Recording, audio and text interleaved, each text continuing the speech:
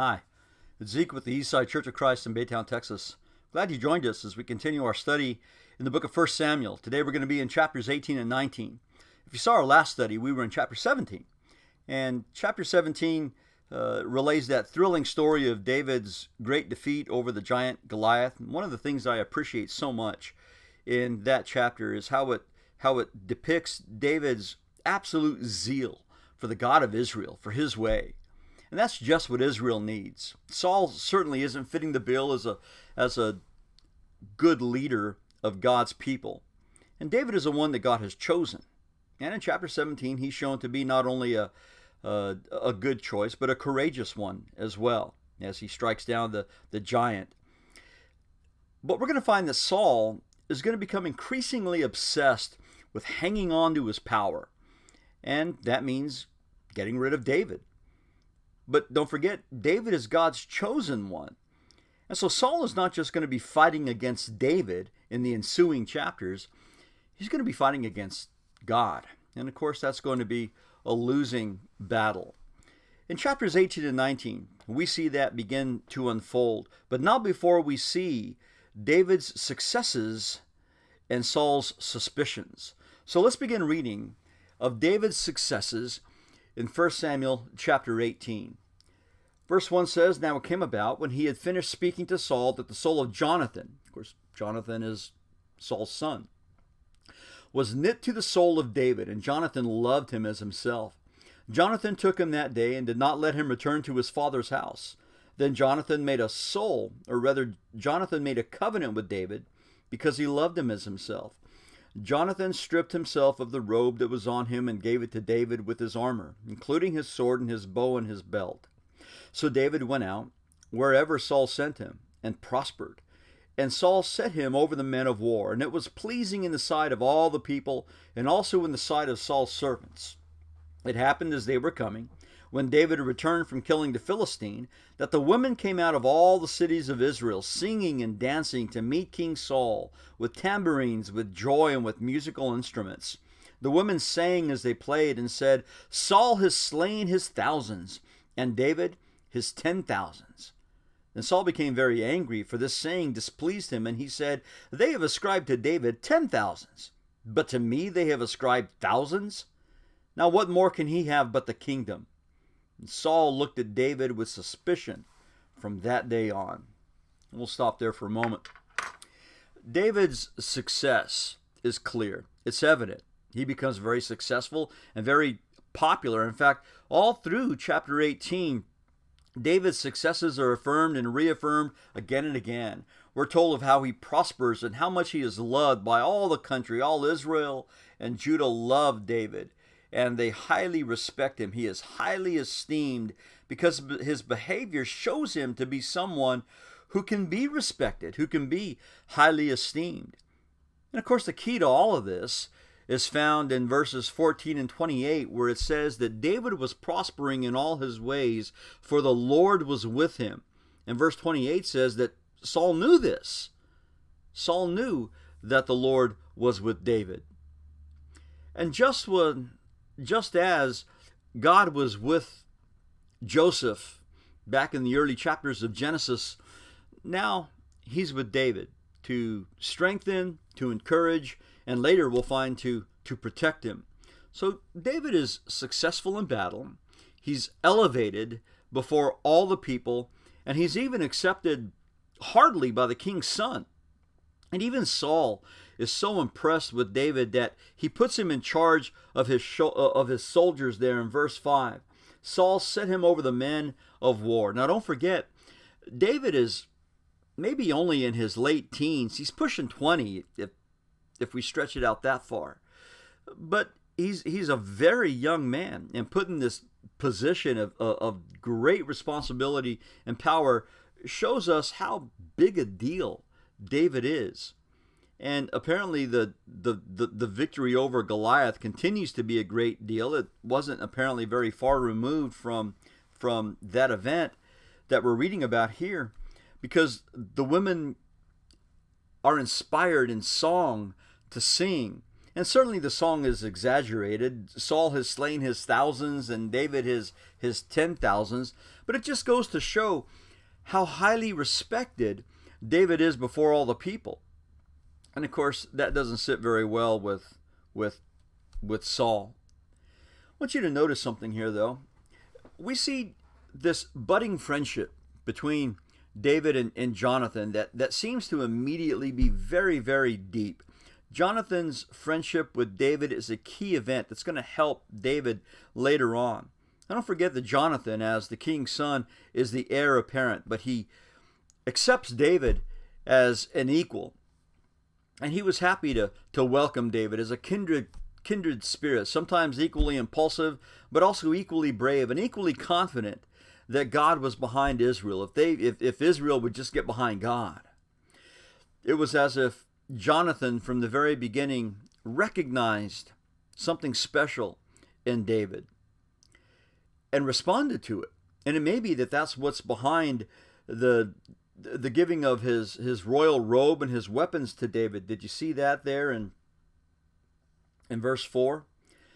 It says that Jonathan stripped himself of the robe that was on him and gave it to David with his armor, including his sword and his bow and his belt. The giving to another person of one's clothing was sometimes a symbol of the transfer of power. We see that in the priestly transfer, specifically but when Aaron gave his clothing to his son Eleazar, who would succeed him. That's in Numbers chapter 20. Or later on, when we see Elijah the prophet put his mantle on Elisha, his young prophet protege, in 1 Kings chapter 19, which makes me wonder if Jonathan maybe knew that someday it would be David who would be king. But Saul is as suspicious as ever. In fact, we see there in verse 9 that he looked at David with suspicion from that day on. And so he continues not only in his suspicions, but also in his insecurities. In verse 10 it says, "Now it came about on that next day that an evil spirit from God came mightily upon Saul, and he raved in the midst of the house while David was playing the harp with his hand, as usual, and a spear was in Saul's hand.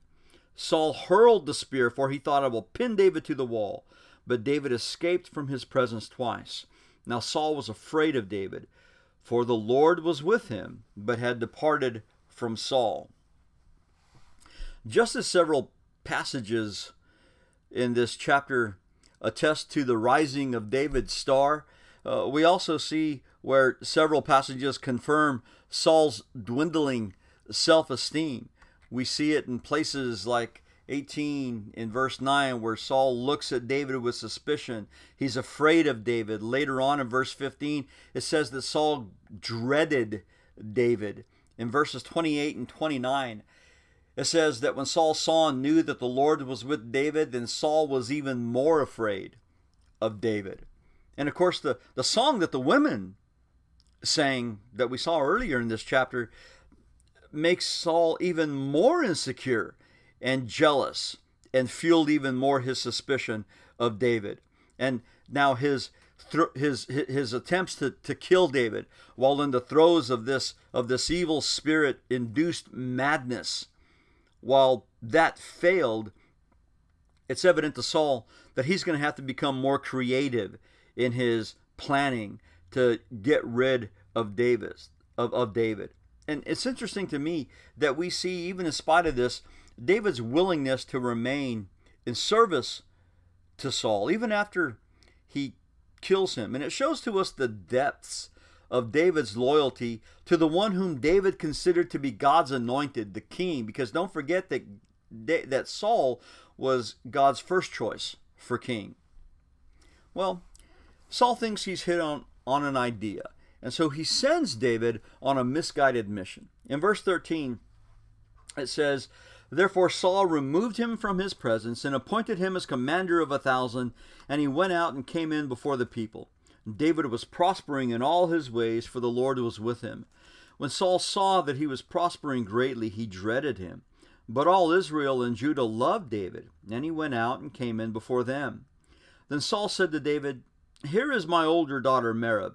I will give her to you as a wife. Only be a valiant man for me and fight the Lord's battles. For Saul thought, my hand shall not be against him, but let the hand of the Philistines be against him.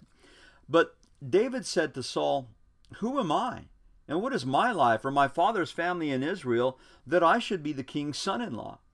So it came about, at the time when Merab, Saul's daughter, should have been given to David, that she was given to Adriel, the Maholathite, for a wife.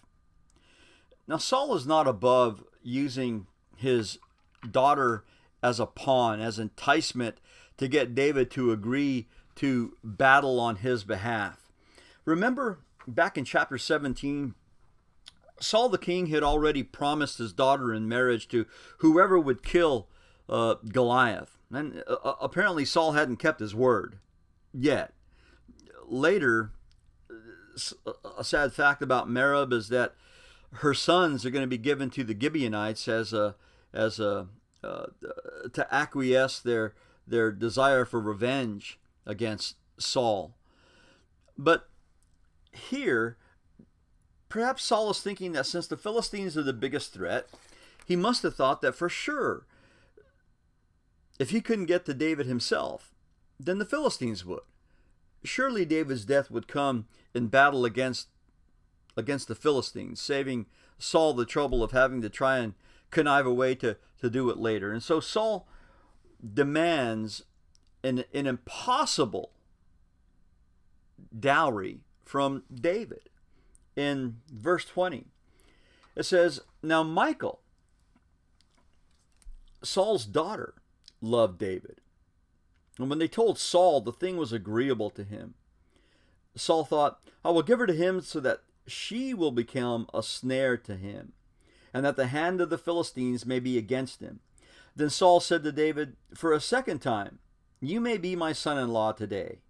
Then Saul commanded his servants, speak to David secretly, saying, behold, the king delights in you, and all his servants love you. Now therefore become the king's son-in-law. So Saul's servants spoke these words to David. But David said, is it trivial in your sight to become the king's son-in-law, since I'm a poor man and lightly esteemed? The servants of Saul reported to him according to these words which David spoke. And Saul then said, thus you shall say to David, the king does not desire any dowry, except 100 foreskins of the Philistines, to take vengeance on the king's enemies. Now Saul planned to make David fall by the hand of the Philistines. When his servants told David these words, it pleased David to become the king's son-in-law. But the days had expired. Or rather, before the days had expired, David rose up and went, he and his men, and struck down 200 men among the Philistines. Then David brought their foreskins, and they gave them in full number to the king, that he might become the king's son-in-law. So Saul gave him Michal, his daughter, for a wife. When Saul saw and knew that the Lord was with David, and that Michal, Saul's daughter, loved him, then Saul was even more afraid of David. Thus Saul was David's enemy continually. Then the commanders of the Philistines went out to battle, and it happened as often as they went out, that David behaved himself more wisely than all the servants of Saul, so his name was highly esteemed. Again, we see Saul's willingness to use another daughter. Now, he promised one and gave Merab in marriage to someone else. But he's got another daughter, and he's willing to use her as a pawn in his power play. And David would be facing a double threat. Not only would the hands of the Philistines, as it says in verse 21, would be against him, but also Saul is hoping somehow that Michal would be a snare to David. Maybe she would be a snare in a couple of ways. First, by motivating him to place his life in extreme risk at battle against the Philistines. And second, we see later on where she's not all she could be, she should have been spiritually. And so maybe Saul is thinking that she could corrupt David's zeal for the Lord. She could corrupt him spiritually. And so Saul makes this seemingly impossible demand, right? Here, marry my daughter, he says.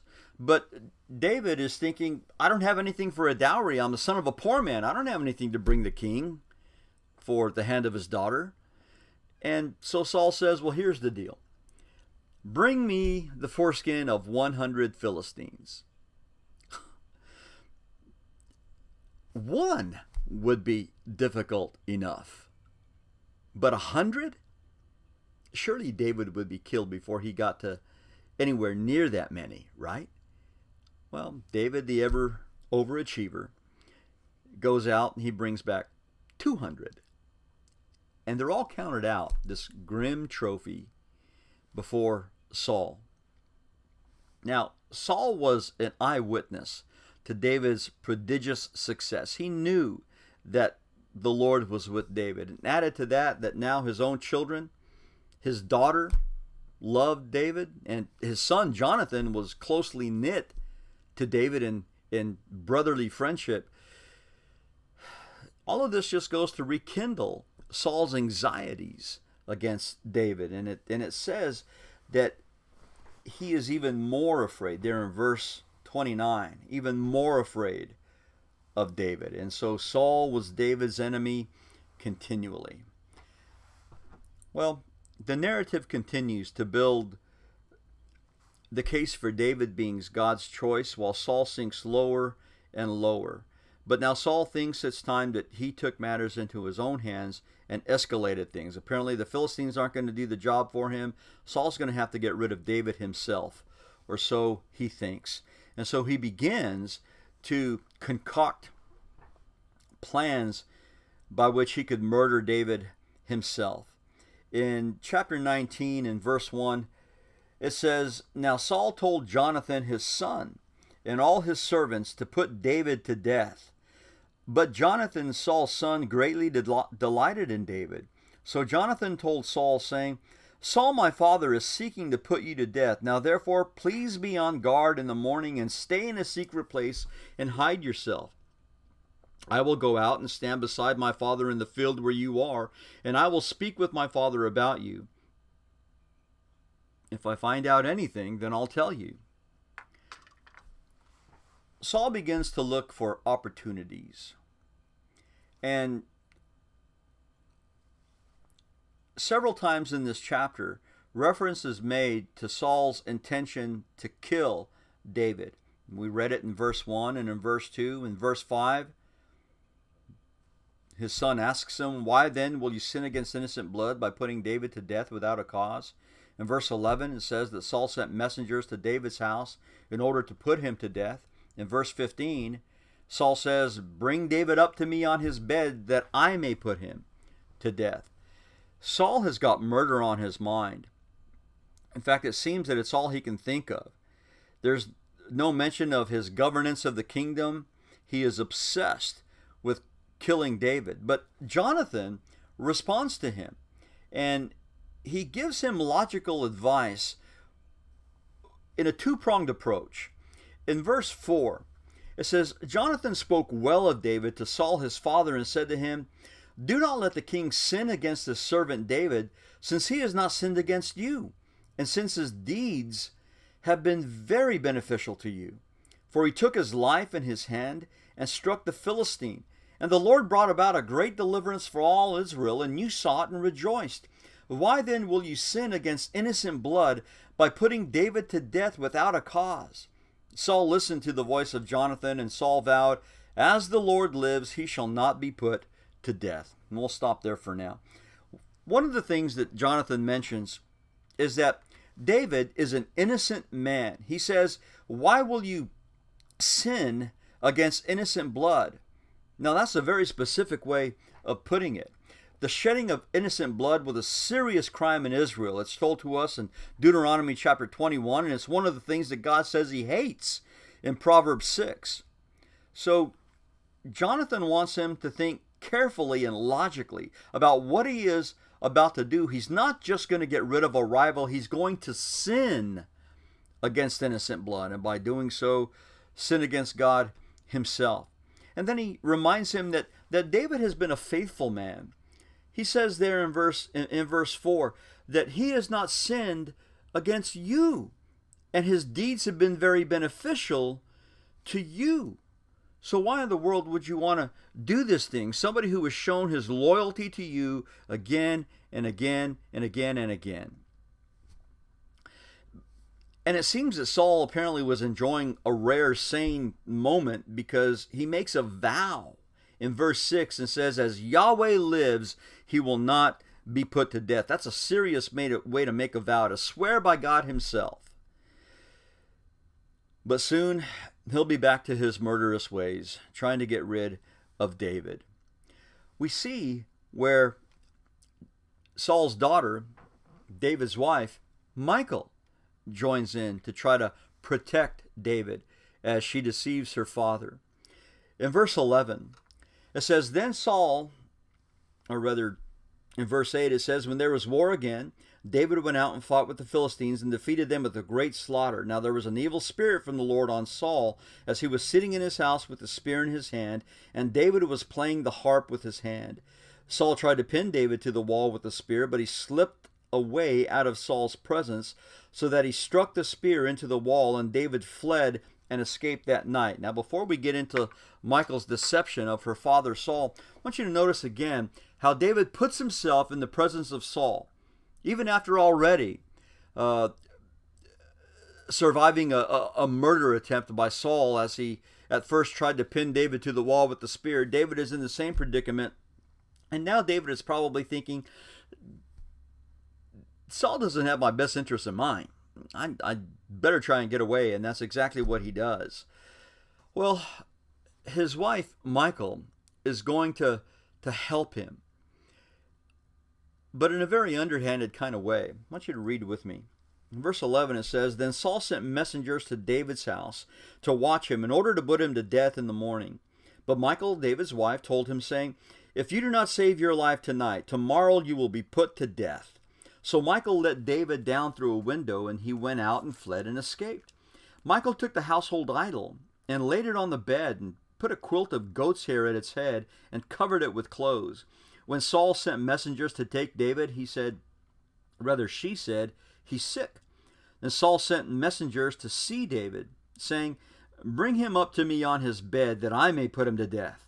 When the messengers entered, behold, the household idol was on the bed, with the quilt of goat's hair at its head. So Saul said to Michal, why have you deceived me like this, and let my enemy go, so that he has escaped? And Michal said to Saul, he said to me, let me go. Why should I put you to death? There's a couple of things here that are troubling in this episode. One is the free and easy way with which Michal lies to people close to her. She has this quick access also to a household idol. The word is teraphim, and it shows up several times in the Old Testament. Apparently these were pagan idols of various sizes. This one is obviously larger than most, and they date far back in Israel's history, and they're always associated with pagan religion. You see back in Genesis chapter 31, where Rachel, Jacob's wife, had stolen some from her father Laban, and as Jacob and Rachel and his children begin their getaway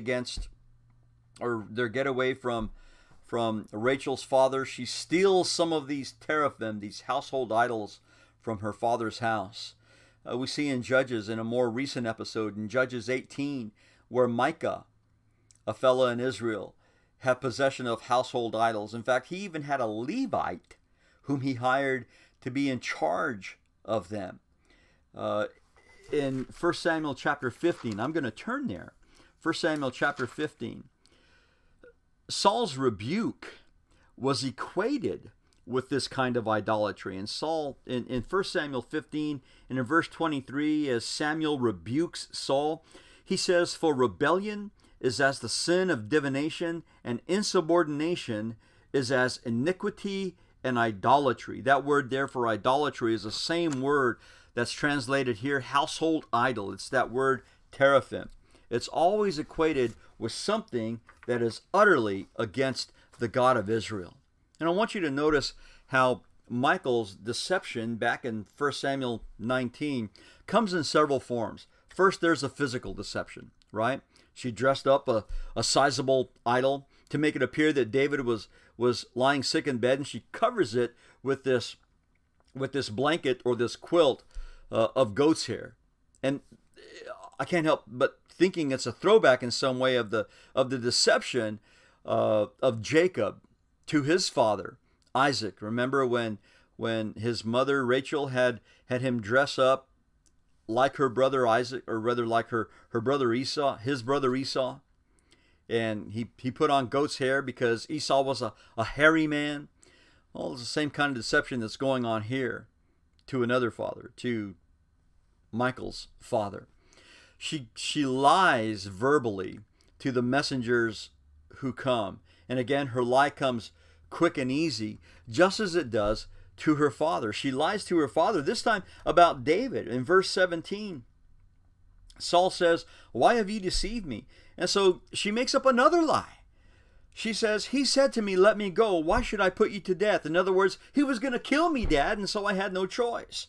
And maybe she's doing what she's doing because she's afraid of her father herself. I mean, Saul is unhinged, and he's acting very irrationally, and so maybe she's thinking to herself, I've got to come up with an excuse to save my own skin. I don't know. But she lies, and the way that she lies just seems to come so easy to her. It's going to be some time, maybe years even, before David and Michal are together again. But even though it tells us here that Michal had loved David, theirs is far from a romantic love story. Theirs is going to be a relationship that's filled with suspicion, animosity, and we're going to see all that come to fruition later on. But while Michal was scheming here, David was praying. Psalm 59 seems to come out of this experience, and we don't have time in this video to take a look at that, but I hope that you will. Take some time to read Psalm 59 and see in it David's uneasiness about the chase that's being committed to get him, and also his trust in God, who David believes is going to help him somehow, even if David doesn't know how that's going to come about. Read Psalm 59 when you get a chance. As we continue in 1 Samuel 19, we see that David flees to Samuel. Let's continue our reading in verse 18. Now, David fled and escaped and came to Samuel at Ramah and told him all that Saul had done to him. And he and Samuel went and stayed in Naioth. And it was told Saul, "Behold, David is at Naioth in Ramah." Then Saul sent messengers to take David. But when they saw the company of the prophets prophesying, with Samuel standing and presiding over them, the Spirit of God came upon the messengers of Saul, and they also prophesied. And when it was told Saul, he sent other messengers, and they also prophesied. So Saul sent messengers again the third time, and they also prophesied. Then he himself went to Ramah, and came as far as the large well that is in Sechu. And he asked and said, "Where are Samuel and David?" And someone said, "Behold, they are at Naioth in Ramah." And he proceeded there to Naioth in Ramah. And the Spirit of God came upon him also, so that he went along prophesying continually until he came to Naioth in Ramah. He also stripped off his clothes, and he too prophesied before Samuel, and lay down naked all that day and all that night. Therefore they say, "Is Saul also among the prophets?" Now, David's flight to Samuel, as it tells us in verse 18, makes sense to us. After all, Samuel was the one who had anointed him.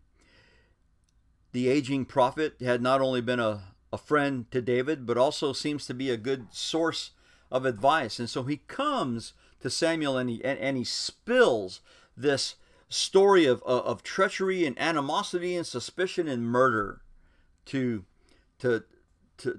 Samuel. And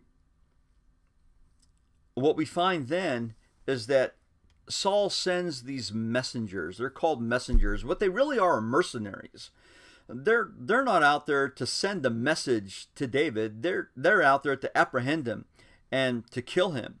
But instead of apprehending David by force, they themselves are under a greater force. And it tells us 3 times that Saul had sent these messengers out to apprehend David, and 3 times they're overcome by the need to prophesy.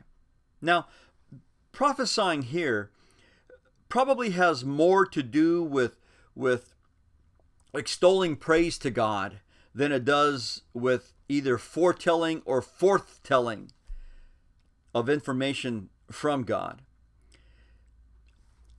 It's to the point where already 3 times his messengers have failed to apprehend David and bring him back to him. So Saul takes matters into his own hand. And so he goes out himself.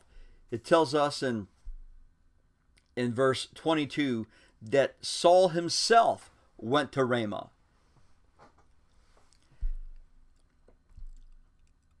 But Saul himself ends up prophesying. In a climactic scene, God makes a mockery of Saul's ardent efforts to get rid of his anointed one, to capture and kill God's chosen next king, David. Saul throws off his robes to prophesy, and that presents to us an iconic, ironic image. Saul is deprived of his royal robes. He's robbed of his dignity. Not robbed, his dignity is taken away from him. And he's already rejected God's word. That's what 1 Samuel 15 verse 23 says.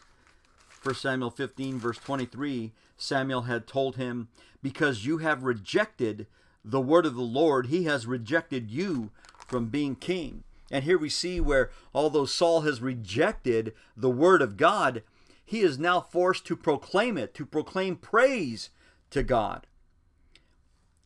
Interestingly, the passage shows us something that is just continually true. Saul has this religious experience, but it's not because he's a pious man. It's not because he desires to extol God. It is forced on him. And that tells us something. The passage shows us that a person can have a very powerful religious experience and yet have no change in their character. And that's what Jesus spoke of in Matthew chapter 7. I'm going to go to Matthew chapter 7 in his Sermon on the Mount. In Matthew 7, as Jesus is about to wrap up this wonderful discourse that he has, in Matthew 7 and in verse 21, Jesus says, "Not everyone who says to me, 'Lord, Lord,' will enter the kingdom of heaven, but he who does the will of my Father who is in heaven will enter. Many will say to me on that day, 'Lord, Lord, did we not prophesy in your name, and in your name cast out demons, and in your name perform many miracles?' And then I will declare to them, 'I never knew you. Depart from me, you who practice lawlessness.'" Now Jesus is talking about those who would claim to do all these things for God's honor, for God's name, but he says really they're not. They're practicing lawlessness. They don't do what I say. And Saul maybe could have proclaimed the same thing back in 1 Samuel chapter 19. Look, I prophesied, and I've done all these things. I have fought against the Philistines in the name of God. I've done all these things for God's honor and glory. But did he really? The passage reminds us that religious experience isn't the end-all of salvation. Saul continues later on to show absolutely no change in his character. And from here, it seems that he's going to be even more resolutely determined to get rid of David.